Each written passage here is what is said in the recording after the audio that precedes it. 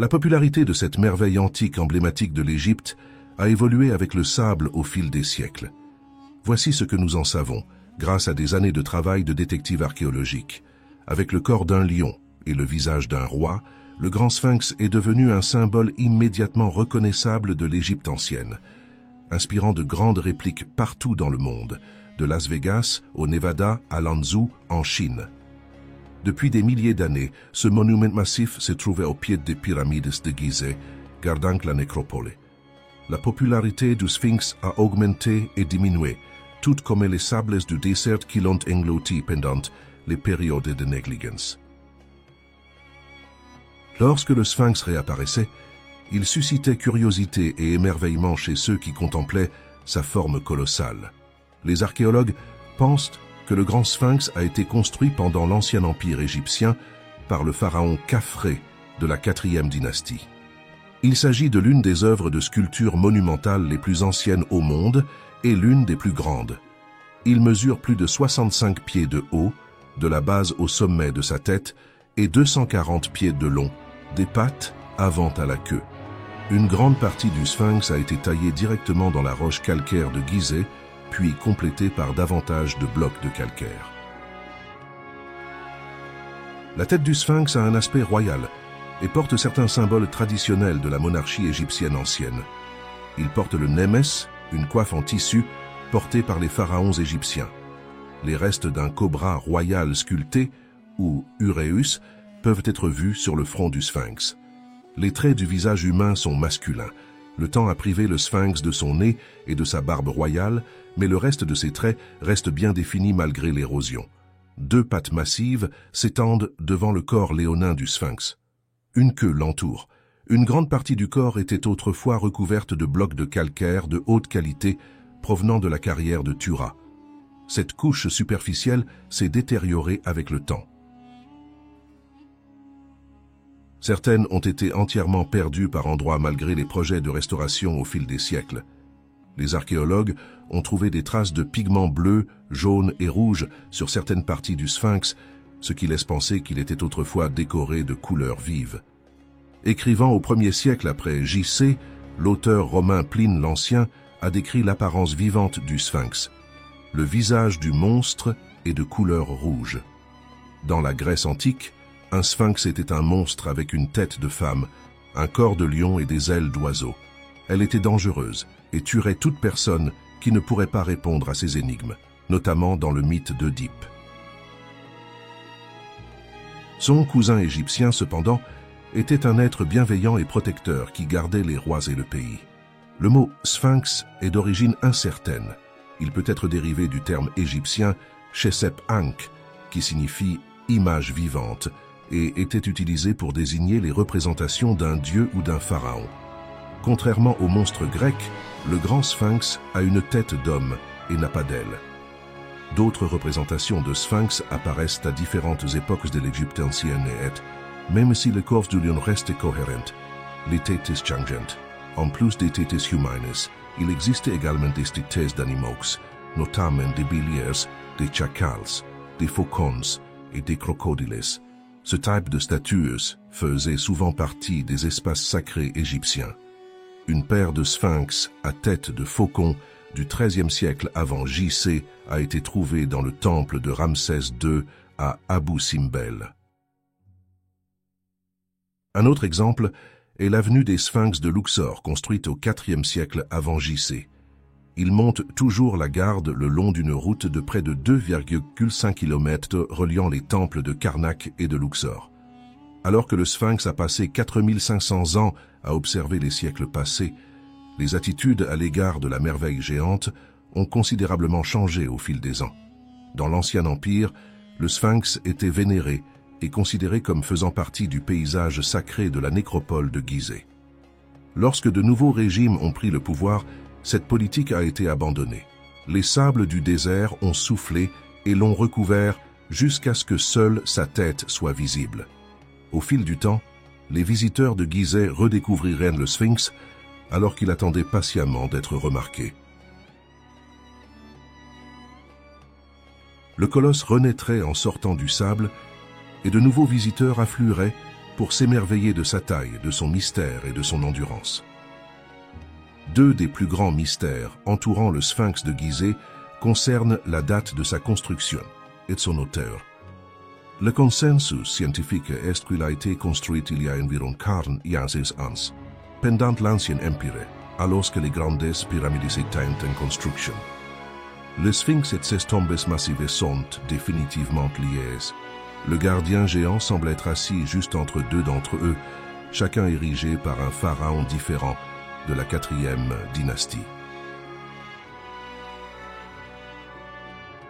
Khéops, qui régna vers 2500 avant J.C., construisit la Grande Pyramide, et son fils Khafré construisit son propre tombeau, légèrement plus petit, mais néanmoins impressionnant. Aussi grandiose que soient les pyramides de ces premiers dirigeants de l'Ancien Empire, les archives de ces pharaons sont rares. Les archéologues ont dû recourir à un travail de détective pour tenter de résoudre le mystère de l'auteur du Sphinx. À ce jour, aucune preuve fumante n'a été trouvée, ni aucune inscription faisant crédit à Khéops ou à Khafré. L'hypothèse la plus populaire, soutenue par des égyptologues comme Mark Lehner et Zahi Hawass, est que Khafré a commandé le Sphinx dans le cadre de ses projets de construction monumentale, y compris son lieu de repos et le complexe du temple environnant. Ces savants ont étudié les vestiges de la nécropole et les différentes structures que chaque roi y a commandées. Le positionnement du Sphinx dans le projet de Khafré pour sa pyramide et ses temples mortuaires est mieux adapté, suggérant une planification et une logique minutieuse. Ils pensent que le Sphinx lui-même a été sculpté dans un morceau massif de calcaire, qui a probablement été exposé alors que des ouvriers extrayaient de gros morceaux de roche pour la construction de temples à proximité.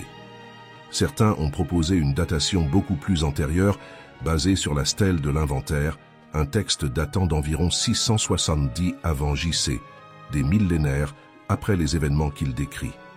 Cela suggère que le Sphinx a été restauré à l'époque de Khéops, ce qui implique que le monument existait avant ses premiers pharaons.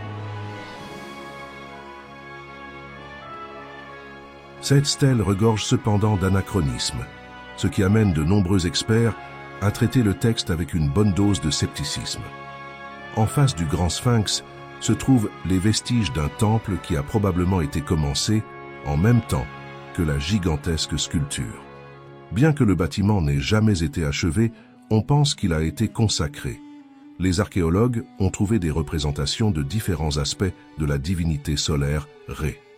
Le Sphinx, situé derrière le sanctuaire, aurait fait partie de ce complexe sacré. Des fouilles au début du XXe siècle ont révélé les ruines des blocs de calcaire mégalithiques du temple. Il est probable que ceux-ci auraient été recouverts de granit. Le sol était en albâtre. Selon les égyptologues allemands Herbert Ricke et Siegfried Schott, les 24 colonnes de la cour centrale du temple pourraient représenter les 24 heures de la journée. Des statues du pharaon auraient pu être placées contre eux. Un autel se dressait au centre. Le temple avait deux sanctuaires, un à l'est et un à l'ouest. Le premier aurait pu être dédié au dieu soleil du matin, Khépri, et le second au dieu soleil du soir, Atum. Il est probable que les deux sanctuaires étaient fermés, tandis que la zone centrale aurait été à ciel ouvert. À midi, il aurait laissé la lumière du puissant dieu solaire Ré briller au zénith de sa course quotidienne. Pendant les équinoxes, un alignement solaire astronomique peut être observé entre le temple du Sphinx, le Sphinx lui-même et la pyramide de Khafré. Un observateur se tenant sur l'axe est-ouest du temple et regardant vers le soleil couchant à l'ouest verrait le soleil équinoxial se coucher sur le côté sud du Sphinx et de la pyramide de Khafré. Environ 1000 ans plus tard, le pharaon Amenhotep II de la 18e dynastie construisit un autre petit temple près des ruines du complexe de Khafré. La structure du nouvel empire est faite de briques d'adobe et se trouve à côté du coin nord-est du temple du Sphinx. Elle était dédiée au dieu Haremaqet, Horus à l'horizon, alors associé au Sphinx. Suite au déclin de l'ancien royaume, le Sphinx et les structures qui l'entouraient furent abandonnés et tombèrent en ruine. Ils sont restés en sommeil pendant des siècles alors que les sables du désert s'accumulaient autour d'eux. Le sphinx allait renaître au Nouvel Empire lorsqu'un jeune pharaon utilisait le sphinx pour lier son règne au roi d'autrefois.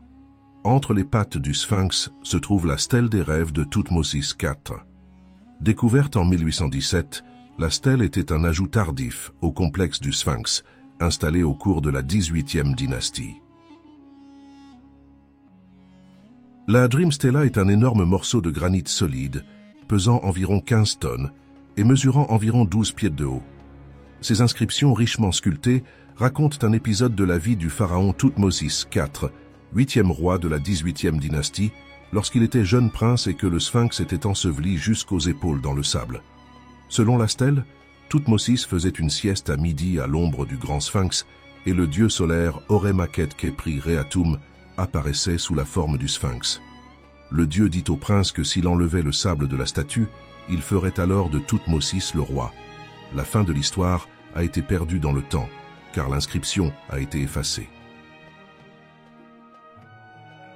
Thoutmôsis IV a utilisé le récit du rêve pour se légitimer en tant que roi. Il n'avait pas été le premier à succéder à son père, Amenhotep II.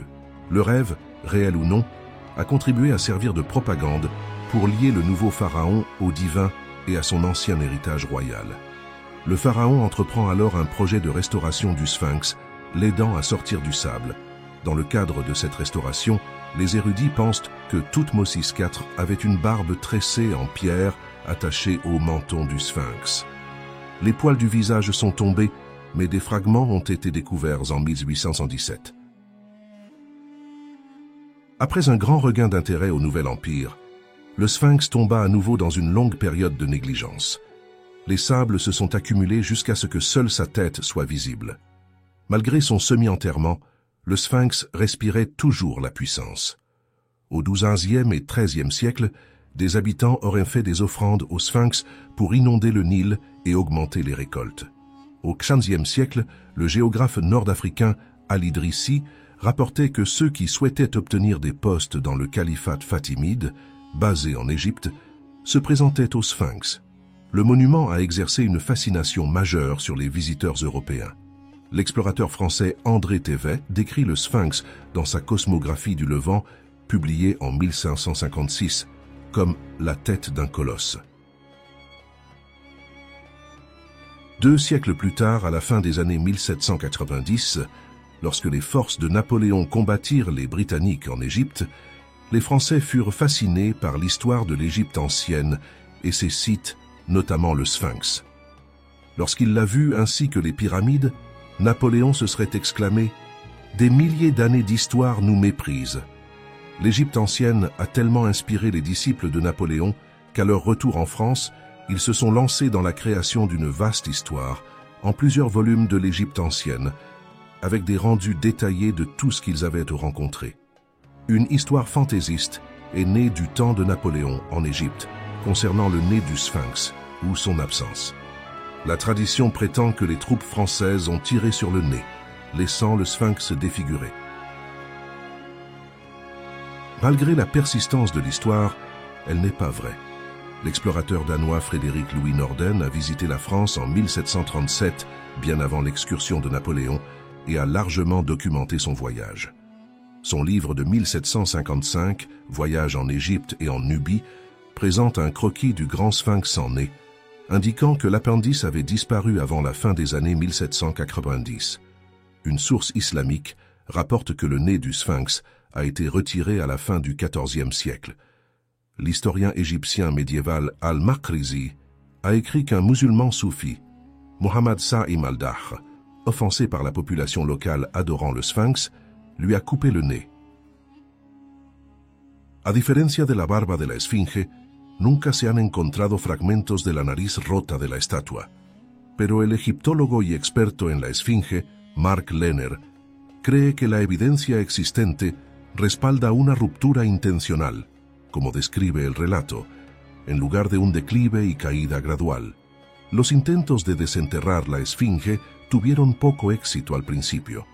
En 1817, el egiptólogo italiano Giovanni Battista Caviglia logró limpiar la parte delantera. A finales del siglo XIX se podían ver el amplio pecho y las enormes patas de la esfinge. En las décadas siguientes se produjeron más avances, hasta que finalmente, a finales de la década de 1930, se barrió toda la arena y se exhibió la esfinge completa. Desde entonces, los arqueólogos han ido más allá de la superficie para encontrar secretos más profundos. Dirigido por el egiptólogo Mark Lehner, el Centro de Investigación Estadounidense en Egipto llevó a cabo un intenso proyecto de mapeo de todo el complejo de la esfinge. Reveló nuevos conocimientos sobre la construcción del monumento que ayudarán a los conservacionistas a preservarlo.